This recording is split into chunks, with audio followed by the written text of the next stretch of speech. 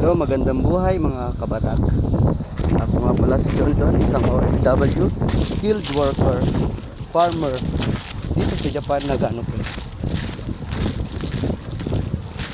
Yan, ganyan pong nangyayari kapag pagkalinis ng aming taniman. Second crop po niya ay puputasan ulit namin, then tatanim ulit ng panibagong gulay. Ganyan po sa kalawak. Yan, ganyan po.